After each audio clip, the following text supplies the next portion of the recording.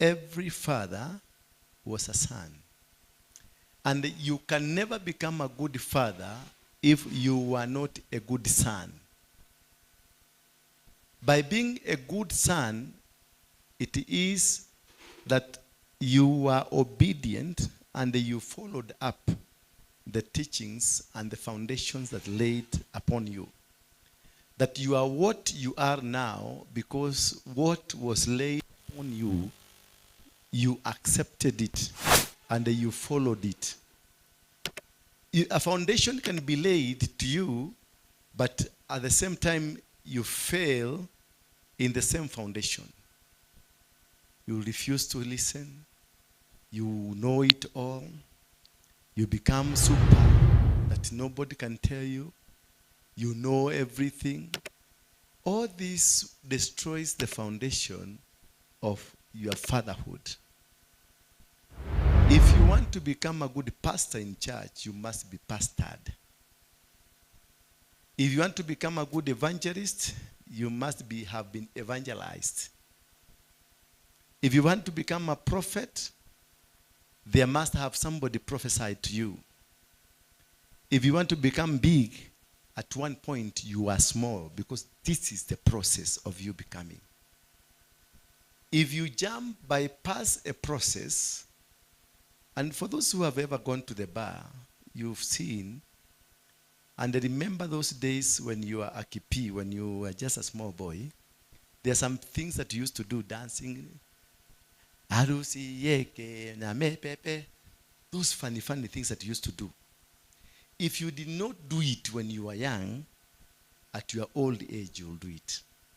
That's why you go to the bar, where those people who have been going to the bars, you find a big man with a stomach, a big stomach, mzee kabisa, utamkuta kwa jukwaa pale, Samido akiiba, unakuta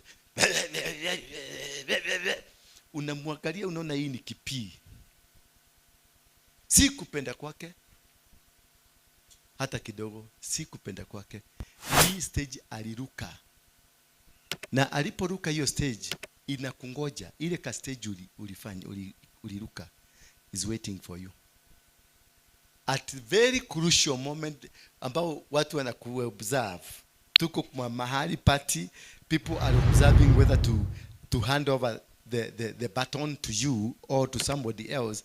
Alafu zile vituko venye umeshika glasi ya wine, venye unakunywa, umemeza ya kwanza haraka haraka, umemeza ya pili haraka haraka, umemeza ya tatu haraka haraka, wanasema huyu tukimtuma polisi atatuaibisha.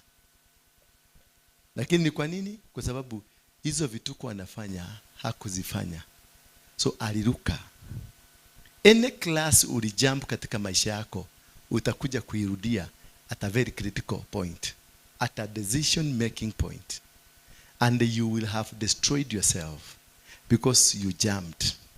So that is that's why we need you to sit and be taught the word of God, and be taught the directions of understanding what God wants in you.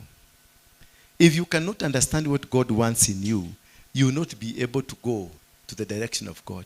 You will not be able to achieve anything that is from God. You will not. You must be able. And to understand God, what he wants in you, he passes you through thick and thin. He passes you through a life that in a normal circumstance, utaiangalia hivi unaona, this is not me. God, why are you doing this to me? Why have you chosen to destroy me? Why have you chosen to bring me down? But when God does a process, remember he told the children of Israel through Abraham, when the children of Israel were not existing. He spoke to the children of Israel when they were not existing. God will speak to you to something that is not existing. That is God for you. Whatever he speaks of a vision, whatever the kind of vision he's telling you does not exist. He builds a city where there is no even piece of land. Canaan was formed and it was not existing. Israel, God said in the book of Isaiah that I will gather you Many, many years ago. But when did Israel become to be? 1948. That is when they were gathered from all over the world and they brought together to Israel. Israel is only 60 years old. Hallelujah. Israel is only 60 years old. But prophetically, Israel is over 700 years ago. God spoke to Abraham, I will bless your generation, when he didn't have a child. He told Abraham that your generation will go to slavery for 400 years, and he didn't have a child. Hallelujah. It is now. But Abraham had to be taught the processes of that which will come to bring forth a generation that will get into temptations. He struggled to get a baby. The wife comes and tells him, now you need to have a baby through this, our girl, house girl. And he agrees very quickly because he's a man like me. Hata kama niwe wabia na bibi. Kama idiga katika waru ogekate. Utakata? Kama ni muse. Na bibi ameapprove. Kama muse si ati utafanya hivyo kwa sababu ni mzuri, lakini utafanya hivyo ndio ujionyeshane wewe ni jogoo ndani ya nyumba. That is a man for you. I can have this and I can have this. That is the ego of man. Not because there is nothing very special. Ati alifanya hivyo because alikuwa anataka mtoto, hapana. Ni kusikia mama wa nyumba amekubalisha. Hallelujah. For the first time kusikia mama wa nyumba, and that is man for you. Therefore, when he did have a generation, he didn't have a child, a prophetic word had come. The prophetic word for your life does not come because you have it. Does not come because that thing you're being prophesied for is around the corner. When it was spoken to him that your generation will get into slavery of 400 years, he was struggling to get a baby. But now God is 400 years ahead of this man. And that is understanding God. When you are able to understand God, you can be able to move things 20 years to come when you are this year. This is 2023. You are supposed to be thinking of 2043 and planning for 2043 because you move ahead just as God is always ahead of you. He is telling us of 2,000 years to come. That is when Jesus will come, and this is what will happen. When it was told, you are not even born.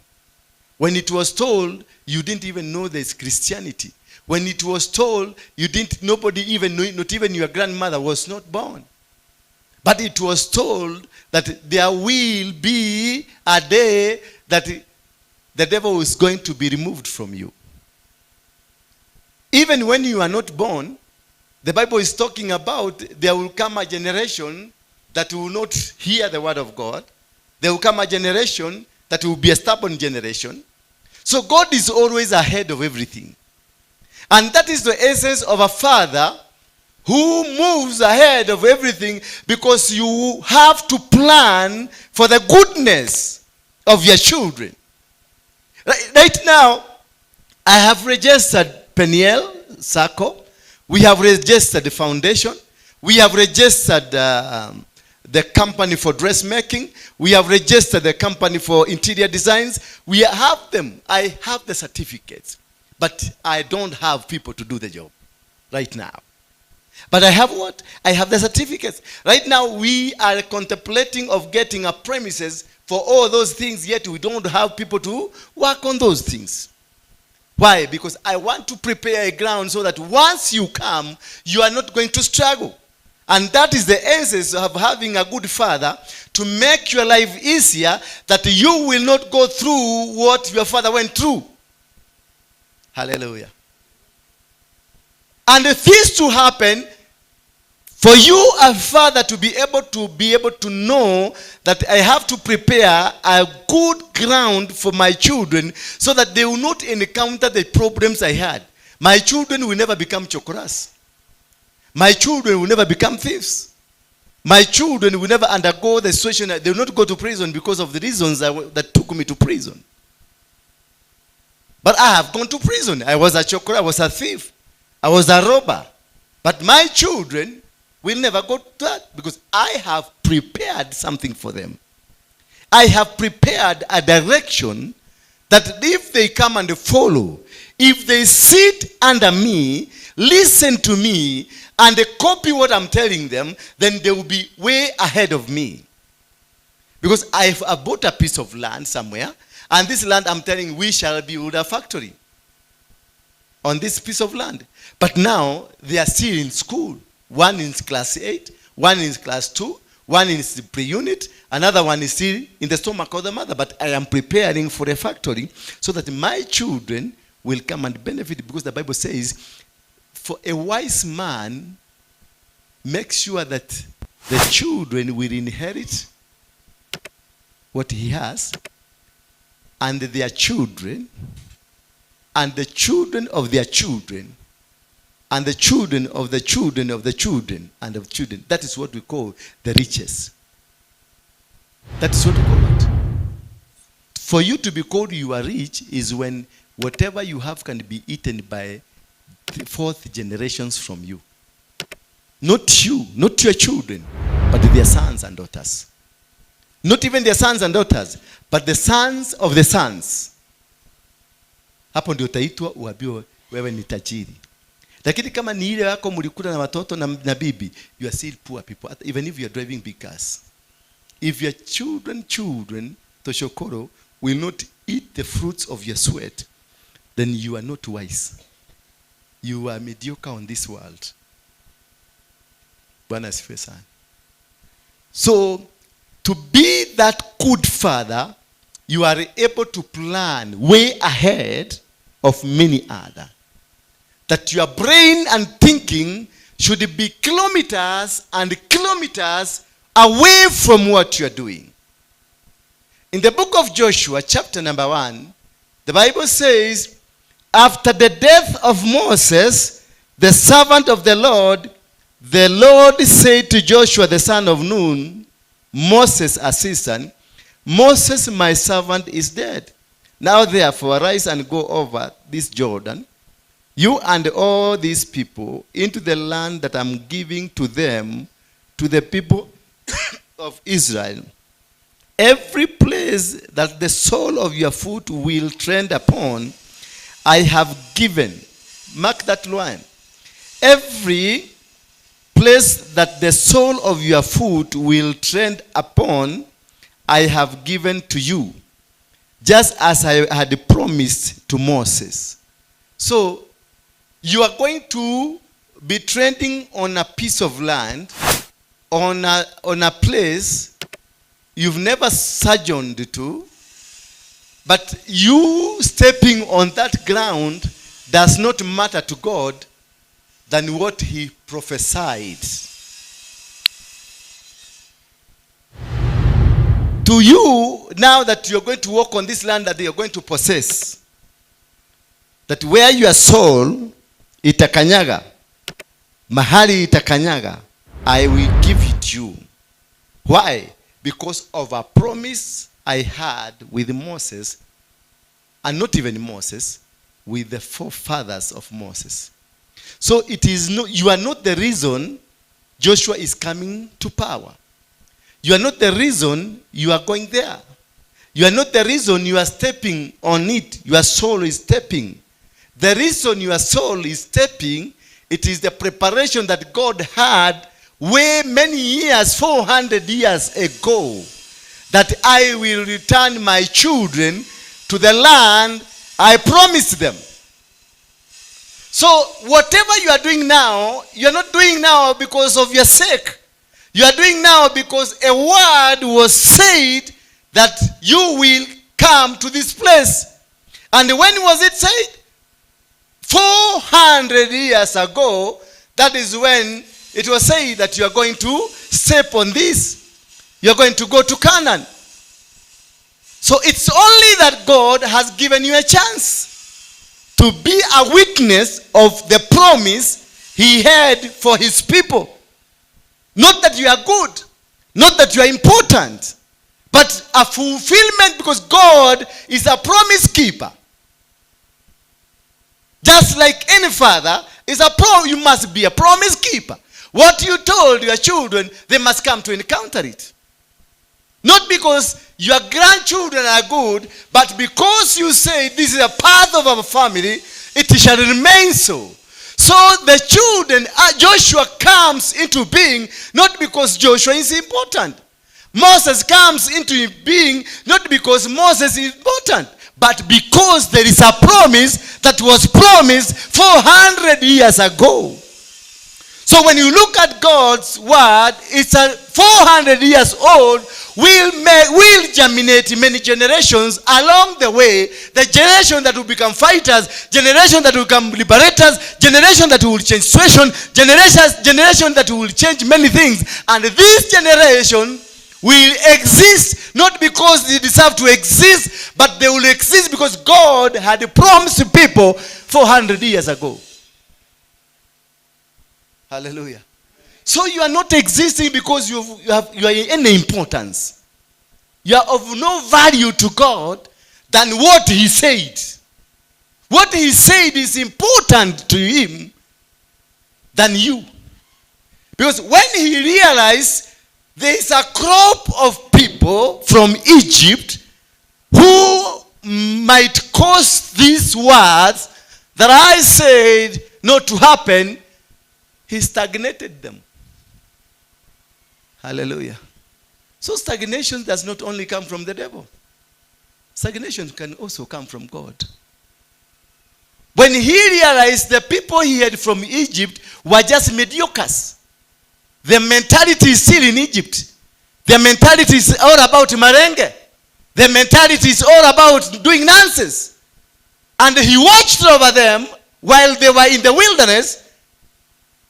And the reason he started watching over them is when they abandoned the covenant of God. Did you know they abandoned the covenant? Where? Where did they abandon the covenant? Jua ilianza kuwapigia wapi?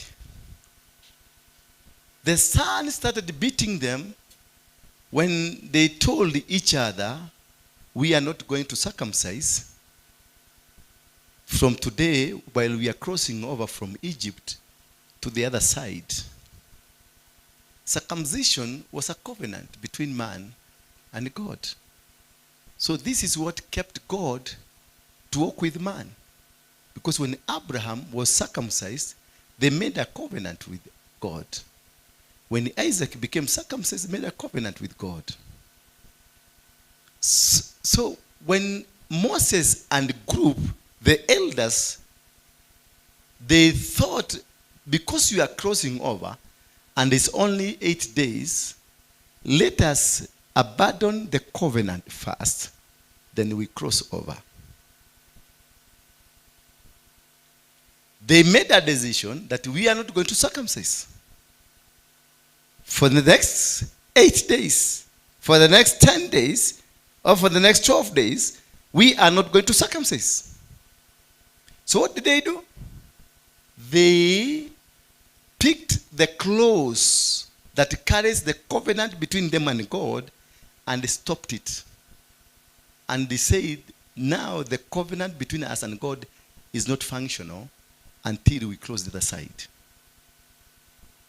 Remember Moses, when he was being told to liberate the children of Israel, what did he say? I will only move if you move with me. Is that not true? I will only move if you move with me. Because he respected the covenant. But once they respected the covenant, he again went to the elders and told the elders, we are not going to circumcise. So, to which God are we going to move with? We were working together because I'm your wife, you are my wife, and you are my husband. We have a covenant. But we do like Abraham did, that you are my sister from today, so that you can pass through that, and I pass through this. What happened? Disaster happened. Disaster happened where he left the sisters. And there was disaster enough to switch off the king from being functional. And it was a scare. When Ruto, or the king of the nation, has a problem, it's a scare to everybody. So Moses and the group abandoned the covenant for a few days, meaning they told God, go and rest, we shall pick you over the other side. Or we shall meet the other side. And the devil will only be waiting for you when you are not with God. And that is why the devil went to God of a job issue and told God, this man is only worshiping you because of what you have given him. The devil goes to God to accuse us so that God can be angry with us. That is only the time the devil will attack you. He must make sure that God is angry with you. That you are not with God. That is when they will only attack you. But before they know clearly that God is not with you, they will not touch you. So when the devil realized, the devil of destiny, realized the children of Israel now, they have abandoned that which binds them together with God, then they were led into wilderness with much ease. And God, because they told God, kaa kando kidogo, then God left them for the next 40 years. That is how when you leave your father, or you stop being a son who hears, who follows direction, that is what happens to you. You will be in this church, you will see many, many people being blessed, and you will live here stagnated until you die spiritually completely. When God realized these people can abandon me, he abandoned them. And what declaration did God do? He said, I'm going to finish all these crop in the wilderness. And in the wilderness, only 2 people managed, Joshua and Caleb. But the entire generation from Egypt perished in the wilderness. God sustained the wilderness for 40 years so that the children that were born then, who does not have the mentality of Egypt, will be born in the wilderness so that they can be placed to the promised land. That is why people die in church because of familiarity. When you become so familiar to your pastor, you become so familiar to the person who is in charge of you, you completely die spiritually. There must be a big gap between you with your spiritual leader, or your boss at work, or your parents who gave birth to you. There must be a big gap between you and them. The gap before you reach to them, there you will count your steps like 1, 2, 3, 4, 5, 6. About 6 steps away from them. So that when, by the time you reach where they are, you have composed your mind to know what you are going to speak to them. But if, Shiko, every day I'm side by side with you, arguing with you, loving with you, joking with you, I'm killing you. Me, your spiritual dad, I'm killing you. Never entertain a spiritual dad to have fun with you. Never even share a meal with him. Run away. If a king invites you to the table to go and eat with him, prepare for your neck to go. Hello. Keep distance. Because when you keep distance, by the time you go where Karanja is, you will have made your mind properly, organized yourself properly, and placed yourself in a position to speak with decorum.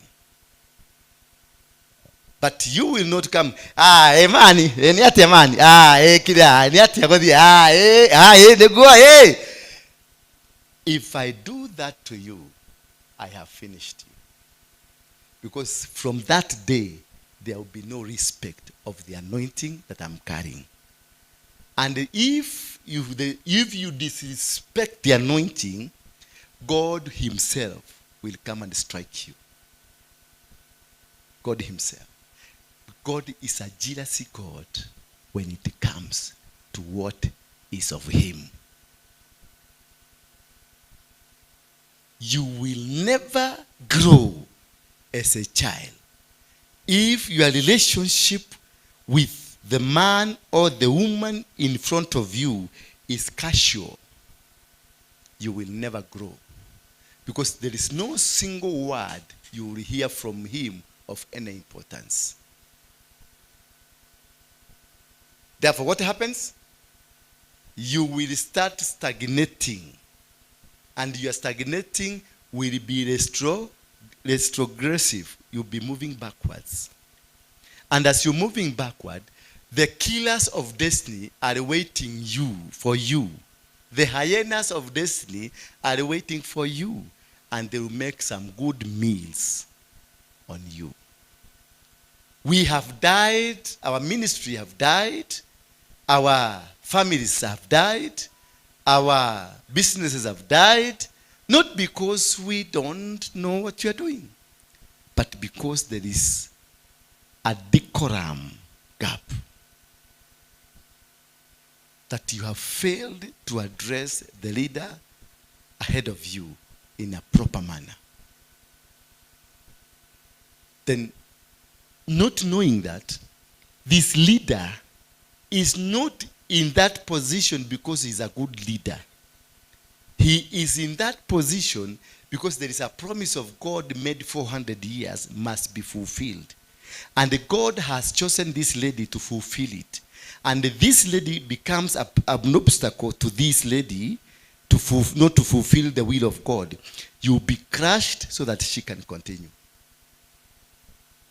That is why anointing upon people must be respected. Because you don't know why this man is anointed. And for what reason this man is anointed. He is anointed because of a generation of 400 years ago. Because God is a coward when it comes to failing his promises. If there is any coward on earth, in terms of fulfilling the promises, it is called God. He fears. God is a jealousy God.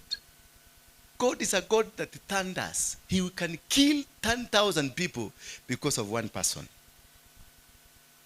He asked, when he was told of salvaging Sodom and Gomorrah, he told them, give me one person from Sodom and Gomorrah. So if one person was produced, he could have saved. But because there was none, he destroyed all of them, just for him to feel now, I deserve. I am happy. Kongole. Nimeshukuru. Nimemaliza job.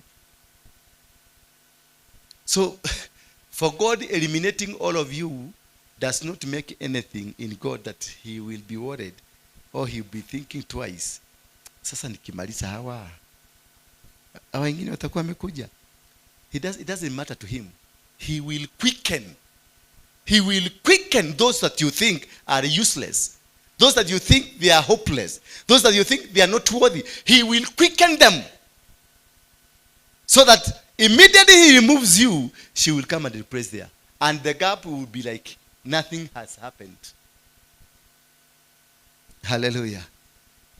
The gap will be there. So don't worry. When God says he will make you something or somebody, he will make you for sure. Don't worry how. Don't even want to know how. If God has said he's going to make you the president of this nation, and the Ruto is still there, and you know how Ruto is tough, just listen to what God is telling you, because it will happen. How it will happen, he might even decide to kill 1,000 people. And then he sends you to go and prophesy. Or he sends you to go prophesy that there's a massacre that is coming. And he comes, he kills the 1,000. Then everybody will say, so and so had prophesied. And from then, you become a hero of the people. They will now start listening to you. Then you tell them, God has called me to the president. Yes, take it. Because they don't want to feel or to see what they have just seen. That is God for you. The coming of Joshua was not that Joshua was any good man. The coming of Moses was a stammerer. But you see, God killed the sister of Moses, and he killed the brother of Moses, not because Moses was any good, but they wanted to become an obstacle to the promises he had made 400 years. So it doesn't matter who or what you are, God will just flash you out just for the name, his word to be fulfilled. So when you are given a responsibility in a factory, or given a responsibility in a company, or given a responsibility in somewhere, don't think that there is no any other that cannot do. There are so many, and they don't need to have experience. They don't need to have worked. They don't even have to know how to speak. He will quicken them to do so. And release the wisdom upon them. Even you will be wondering, huyu ndiye alikuwa watchman pale. Kweli talanta zinaharibiago. This man has been sitting at the gate. Remember the 7, is that the 7 what? People with the leprosy. There were 4. With the leprosy, nobody could have imagined they can become a KDF, Kenya Defense Force. Nobody. Even them, they didn't know they can be Kenya Defense Force. They didn't know they can be Mossad or FBI. Literally, they know they were a huge army sitting somewhere helplessly, awaiting for that moment of them acting in God's way. Only a word by somebody when he said, this place we shall have plenty. And somebody said, no, this cannot happen. Then this someone told him that by tomorrow, by a time like this one, what I said will come to pass. You will see, but you will not be a partaker. That word commanded the Spirit of God to quicken 4 people with leprosy to come and act as an army. They were sat somewhere, and they had a rumor that they are going to be killed. Then they told themselves, if we sit here, we are going to die. If we go, we are not going to die. Then they argued, which is better death? Sitting here or going? Sitting here or doing what? Which was a better death? Going. God spoke to them and told them, going, you will become better. You will die better. But God knew as they will be going, they will be making a noise. And this noise will look like a big army that is coming, and his word by the prophetic word that was released will be fulfilled because of these people with response coming. Because they went, as they listened, they thought the army that is coming, we cannot be able to defeat them. So they abandoned all their weapons and ran away. So what was the army? 4 people with leprosy.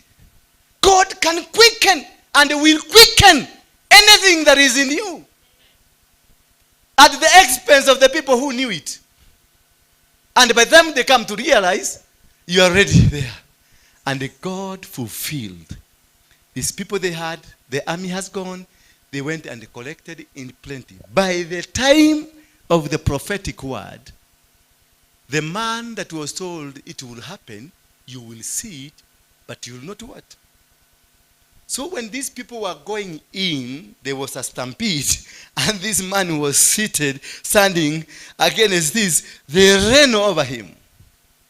They ran. So this man literally was killed because of the word that was spoken by a man that by this time, not this man had committed anything. No weapon was lifted against him. But the word that I will speak by this time, if God respects me, I respect God. By this time, only that word, by this time, it will cause people with leprosy to be able to walk. It will cause a big army to run away. It will cause you who has been prophesied to die for the word from the prophet of God to be fulfilled. So how many people died there? So many people died. Just because by this time. Just that word. By this time. The word that comes from a prophet of God, you keenly watch over it, or it will swallow you. And many people have been swallowed. God tells Joshua, my servant Moses has died. It's a servant to whom you used to be the servant. You used to be a servant. He had no clue. Joshua had no clue at all that one day he can lead the children of Israel to the promised land. He was always in the tent. He was an intercessor, interceding for Moses. He was just an intercessor, the kind of intercessor that they don't have any ambition. They don't have any plan. He was always left in the tent. He had no ambition even to accompany Moses, even to carry the bag of Moses when Moses was walking out. He never even carried the bag of Moses, escorted to the mzee kusidikisa. No, he never had that intention. He was just blank. Just blank. Joshua was just blank. But how he turned out to be a warrior, I am still looking in the Bible. When did he become a warrior? And how did he become a warrior? Yeah, Karanja. Because that is what I'm looking in the Bible. Don, do you have any verse? That Jesus went to the synagogue. Jesus ran away, and for 3 days they were looking for him. They found him in the synagogue, and he was in class. He was taught, yes. Moses stayed with the family of the king, and he grew there, and he learned a lot. Yeah, Joshua, the same we know about Joshua, but Elijah and Elisha, we know about them. But at what date? He just picked. He is just picked by God. Now that my servant, and there were several others who were closer to Moses than Joshua. Alikuwa na wazee. Ama Joshua alikuwa baadhi ya wale wazee. He was not among them. Yeah? He was a young boy. So he had not qualified to become a mzee. The 72 that were given the powers from the powers from Moses, he was not among them. Alikuwa tu kijana anakaa kwa tent. A confused lad. But now God chooses him and saying, now that my servant is dead, to whom you are a servant, from today now, you are the one which rise up and lead my children to the land I promised their fathers. So that is commissioning. That is how he became a commander. That is how everybody now turned to him. That is what made him to become what he became. That word, now that Moses, my servant, me God, has died, and this Moses, you was his servant. Joshua had a connection of the tent of the living God and the servant Moses. That is what that made him to be picked. And this connection is sonhood. He obeyed and respected Moses and knew this servant of God. This man si mtu wa kukanyagwa. Others walikuwa namwambia siende kwa mlima. Wengine walikuwa namwambia siende, mzae tuende hapo chini, mzae ni aje. Buda boss ni aje. Si tuende tu tupange, tupike mpango kidogo. Buddha. Joshua never had such a thing with Moses. When Moses will enter into the tent, Moses will go in one corner, not even wanting to hear what they are discussing. He never wanted to hear anything that the boss is discussing. He kept away. And that gap he created produced a relationship with God to him. Joshua became a leader by virtue of keeping distance and maintaining decorum and respect to the anointing. He never feared Moses, but he valued Moses as a man of God. That is why God is coming telling him, now that my servant has died, a servant that you were his servant. You see? Now that my servant is dead, the person that you was a servant to, now I'm giving this power to you over the account that you were a servant, a true servant. That is why I'm giving you, because I know you know how to respect the anointing, so that you will also be respected.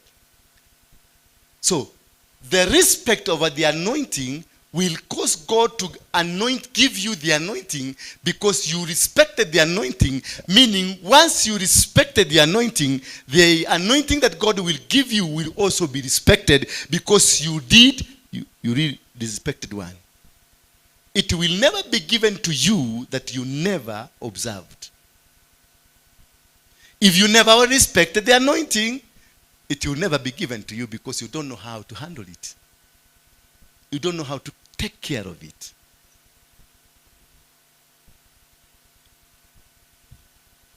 That which is given, it is given. Once you give, it is given back to you. So what if you didn't give? You will not receive. So the level of how you respect the anointing upon this lady will cause me to have the anointing, because I respected the anointing. That is the reason David could not be able to kill Saul. Not that he didn't have a position. He was not in the position of killing Saul. He was in the position. He was his enemy. He was not a good friend. Saul was searching for David to kill David all through. But God gave David a perfect opportunity, as a Kenyan will think about it. He was given a perfect opportunity. And he found this man, Ngorotari.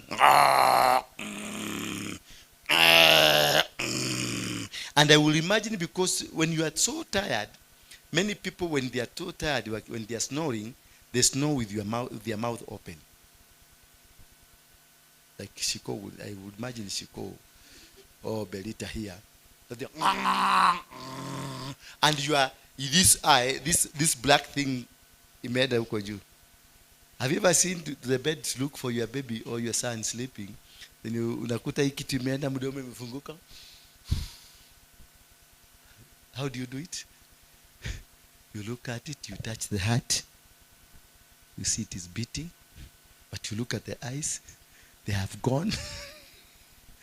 Those two, hallelujah. My God, I refuse. I refuse. Hallelujah. That is when you pray silently and powerfully.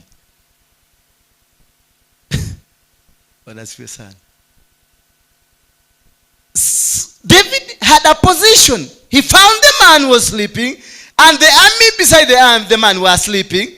And this gentleman, they told him, this now we have a perfect opportunity. Kill this man. But David said, no.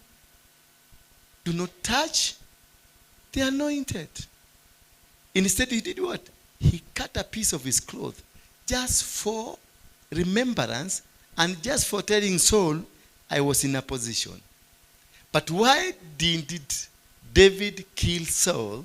yet he killed Goliath? It's because of the anointing. Is that the reason? Is it because of the anointing? Is it because of the anointing? He didn't want to lose his anointing. Well, when you kill, you lose the anointing. Yeah?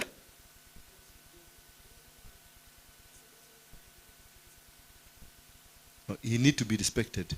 Okay? And you? Yes? And you?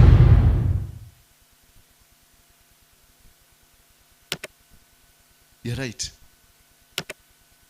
When David was anointed, the day the oil was poured on his head, the Spirit of God departed from Saul and came to David. So the little that was left with Saul, David needed it to complete him. Because it was his. So if he killed Saul, he would have killed himself. So when you go fighting your spiritual father, you are killing yourself. Hallelujah. When you go fighting people ahead of you, when you go just doing anything silly ahead of you, ahead of the people ahead of you, you are not only killing yourself, but you have destroyed yourself, because it was one anointing. It only departed from him to him, but some was left here to keep him going because of handing over.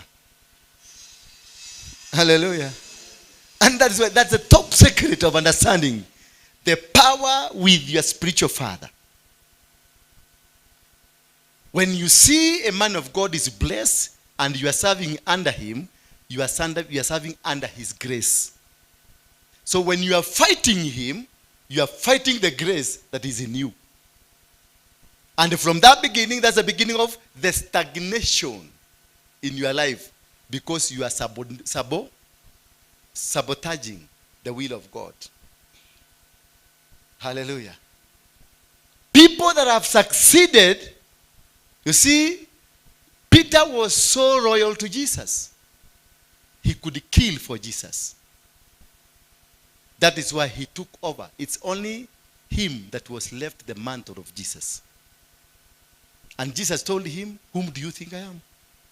He told him, "You are the Son of God." He told you the revelation that you got surely is not from you, but from who? Our Father. And that, because of that, the stone you are standing on, you shall be built, a rock shall be built, a foundation that gates of hell will never be able to do it. Where is that place? Matthew 16:16. And physically, where is that place? Vatican. Nyinyi endeleeni kusema ati Vatican ni ya devil worshiper. That is where Jesus prophesied over Peter. And that is why it is called St. Peter's. And he said, gates of hell shall never prevail over this. Catholic is the single largest church on earth. It is the single largest church organization owning the largest tract of land on earth. It is the richest organization on earth. It is the most powerful organization on earth, because gates of hell shall not prevail. Have you ever had crusades for Catholics?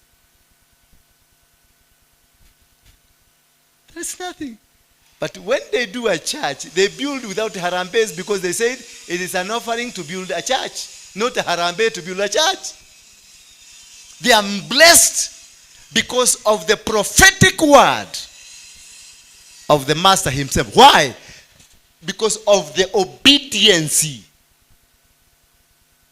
of Peter. Peter loved Jesus. That when this man came joking around Jesus, what did he do? He cut.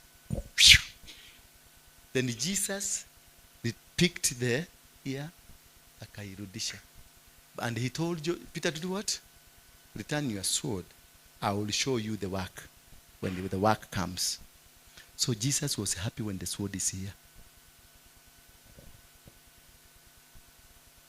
He could have told us, where? Unatuharibia jina. Why? Panga ni ya nini tulikuwa tunabeba? Wewe toka hapa, tupa hiyo panga. No, he told him, weka panga.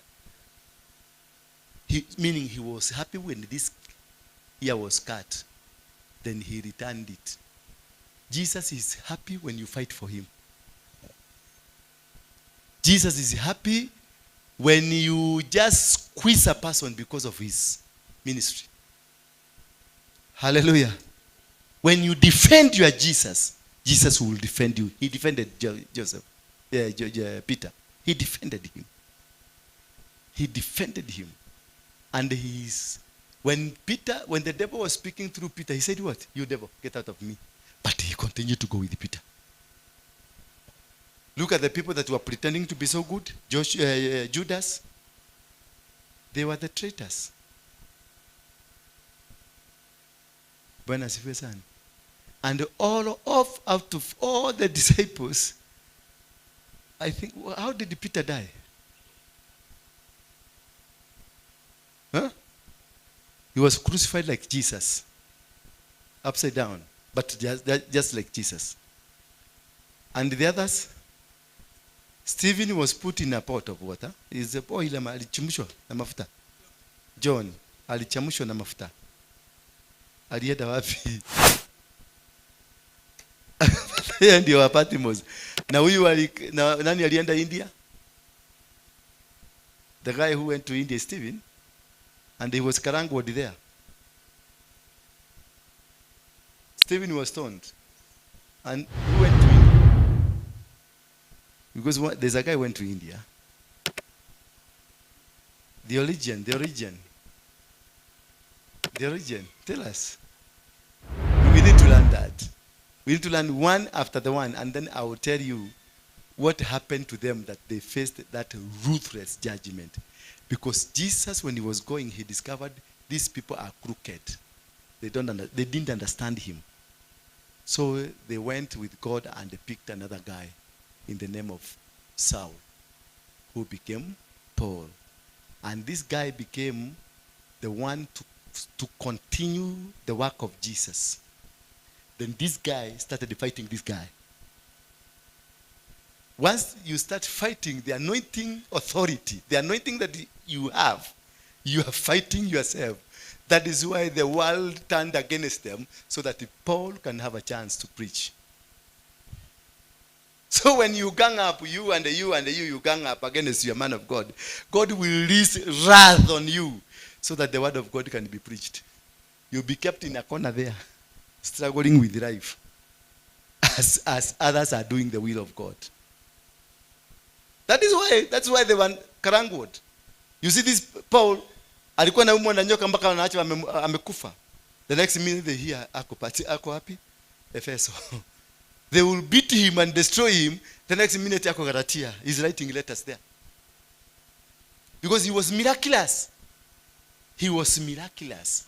Why? Because God gave full anointing that Jesus was carrying to him, because he was easily usable and he was friendly user to the other communities. He became a blessing to many. More than these other guys who are still insisting the word does not belong to the Gentiles, belongs to the Jews. Peter, you see.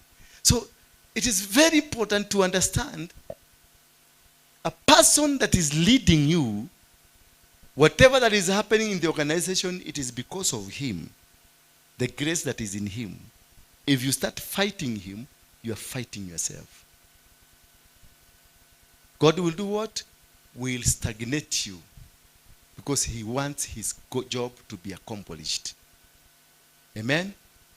Rise up on your 2 feet. I hope we are going somewhere still. By the time we finish this conference, you'll be all be like angels. Your talking will change, your dressing will change, your walking style will change, your eating style will change, your sleeping style will change. Or you don't know how even a sleeping style can affect your leadership. Is from here to here, and you don't jump over here. Hallelujah.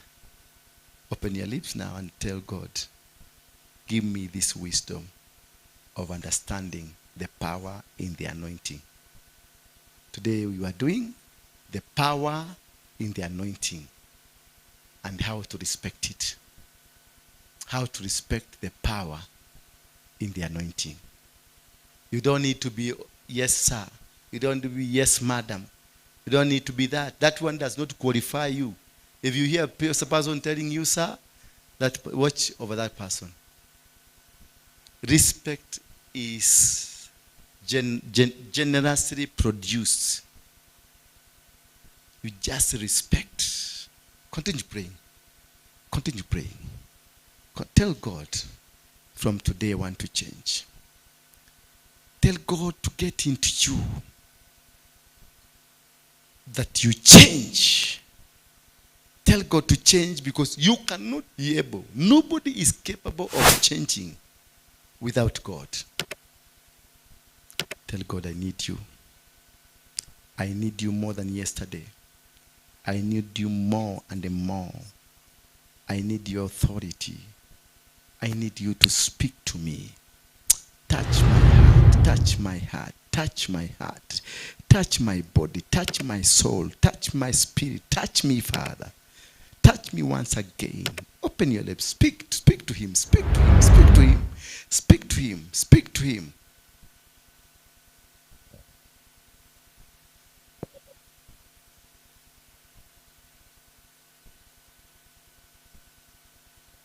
Speak to him. Speak it. Speak.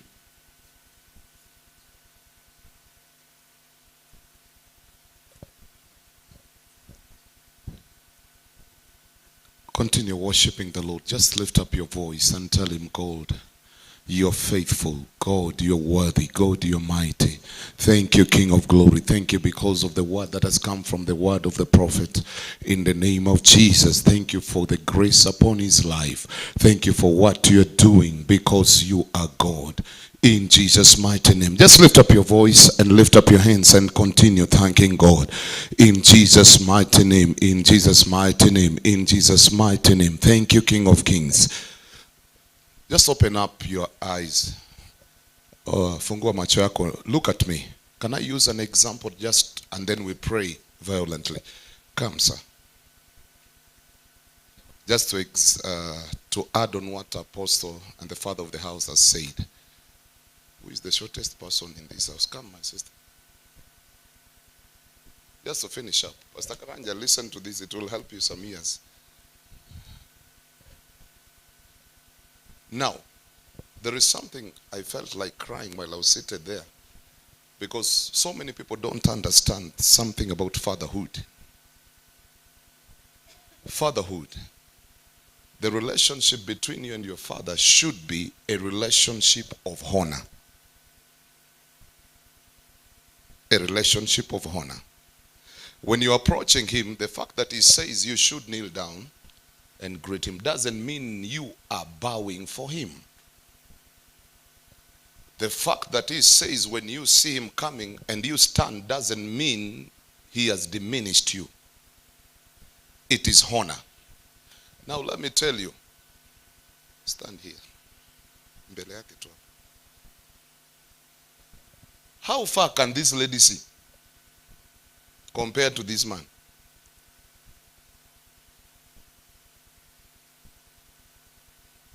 All right. Let me mess you up.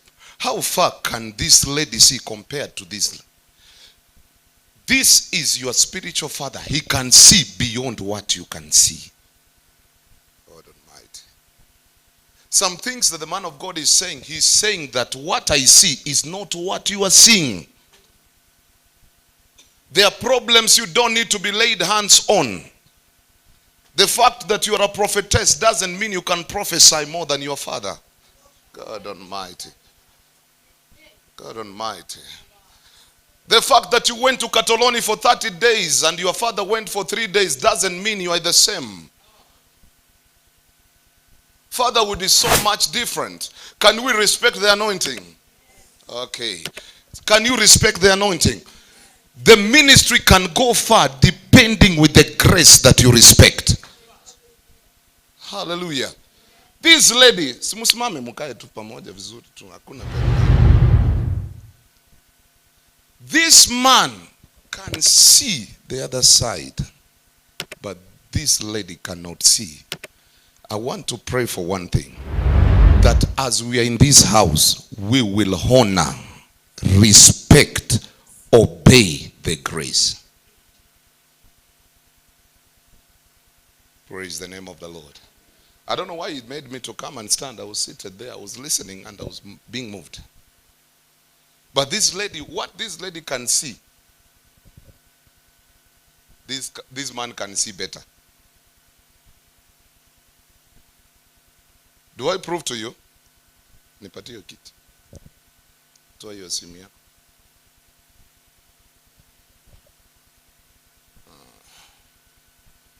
Hebu panda juu ya hii kiti na hizo viatu zako.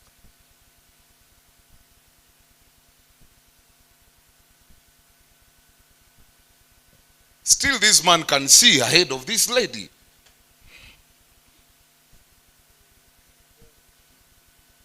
Please kill your pride. You'll be blessed.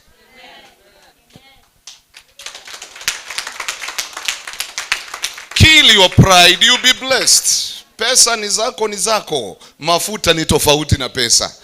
Hallelujah. Kill your pride. You'll be blessed. Unaona mpaka ameshuka because haezi ona popote. There is a difference, and we want to pray seriously in 2 minutes.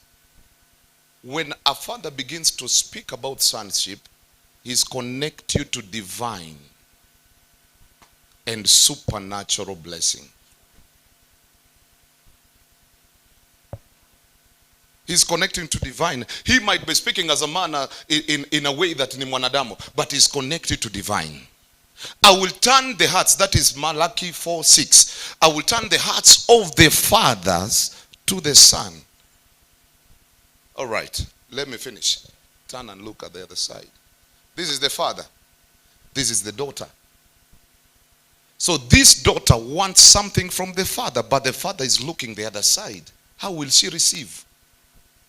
The father has to turn. That's why the Bible says in Malachi 4:6, I will turn the hearts of the father. So the father has to turn his heart for this lady to receive.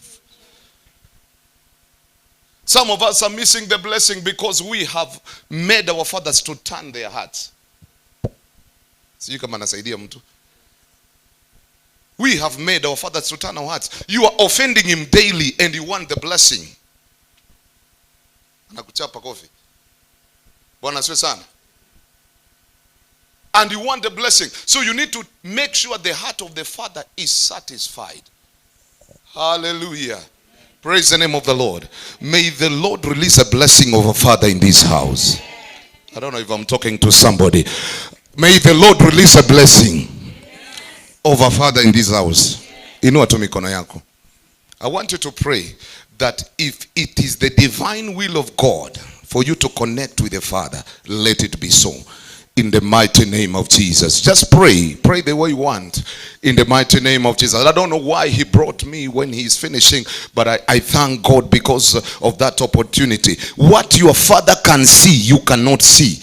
Even if you stand in a stool, even if you stand somewhere, I pray that God may answer us. I pray that God may allow us to tap into the grace in the name of Jesus. Any battle in the house of a son, in the house of a daughter, let it be broken in Jesus' mighty name. You know, to Mikono, as you're winding up, he allowed me just to pray with us. We thank you, Jesus. We bless your name. We give you glory. We give you praise. We honor the grace of this house. We honor the grace in this house. We pray for your servant as he's releasing grace over our life. Fungua mdomo yako tu. We omba, don't be quiet. Just pray in the mighty name of Jesus. In the mighty name of Jesus, do not carry pride. Usiruhusu kiburi ikakuingia. Usiruhusu chochote ikakuingia. Just allow the Spirit of God. You cannot compete with your Father. You cannot battle with your Father. You cannot exchange ideas with your Father. How we repent that God will help us, that we may be able to submit. Even if you are employed, allow yourself to submit to the authority. In the mighty name of Jesus. Shahada Bazia. In the mighty name of Jesus, we thank you, Lord, for your servant of God. We thank you because of the man of God. How we repent our transgression, whatever we have done that might have offended him. We pray that God, may you forgive us, that we may serve under the grace, we may serve under his authority. In the mighty name of Jesus, we give you praise for the unity. Oh God, we give you praise for the love that we will have as sons and daughters in the house. Oh my God, we bless you and we honor your name. We acknowledge you. We lift your name above every other name. King of glory, we bless you, King of glory, that may you turn the hearts of the fathers to the sons and the hearts of the sons to the fathers. In the name of Jesus Christ, Son of the living God, we bless you. Just lift up your hands and continue praying. In 1 minute we finish up.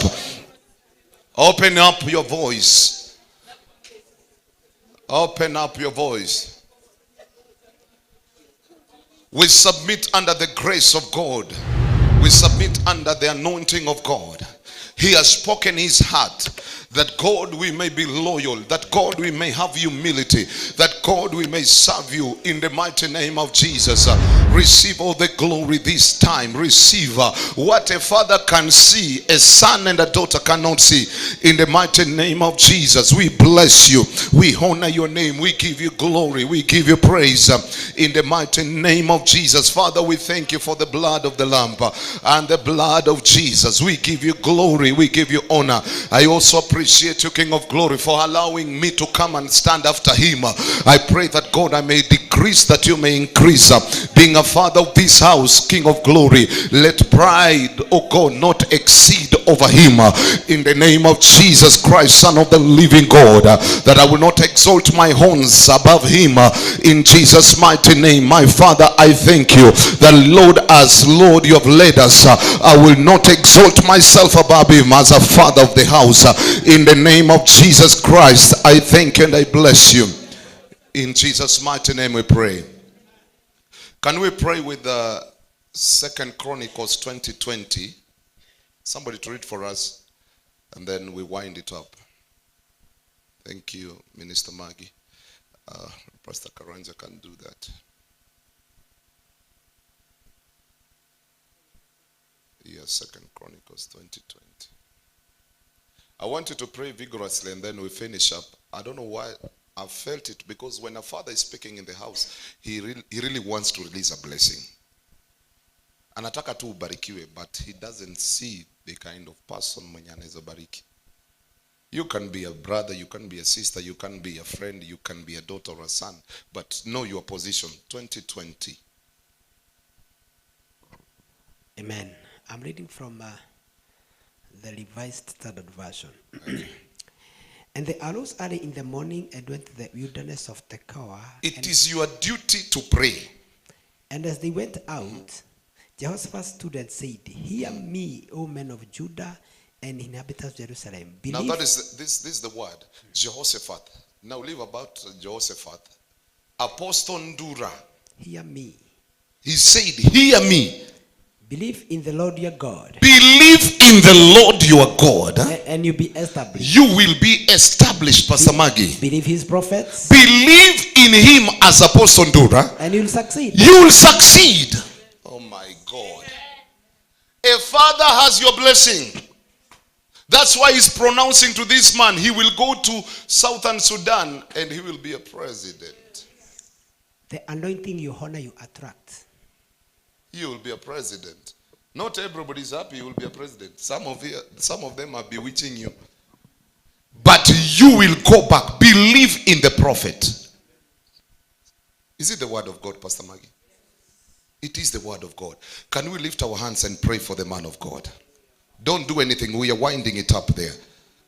Just pray for the servant of God. Pray for the servant of, open your mouth, pray for him. He needs your encouragement. He needs, sometimes he comes here, he's mad. Sometimes he's offended. Sometimes he doesn't feel like seeing somebody. We pray that the grace of God, open up your mouth. We pray that the grace of God will be upon him, that he can be accommodative in the name of Jesus. We thank you, Lord. Thank you for your servant. Thank you for your prophet. Thank you, King of Glory, for the grace upon his life. Thank you for your holding him up, oh God. You are shielding him against every attack of the enemy. We are praying that, King of Glory, there will be an acceleration over the ministry and the grace over his life. We pray that, Father, you will fight for him. You will make him stand in the mighty name of Jesus. Pray for him. Open your mouth and pray for your servant. Pray for your servant of God, your prophet, the father of the house, in the mighty name of Jesus. In the mighty name of Jesus. In the mighty name of Jesus. Pray for your man of God. Pray for your man of God. Pray for your man of God. Pray for your father.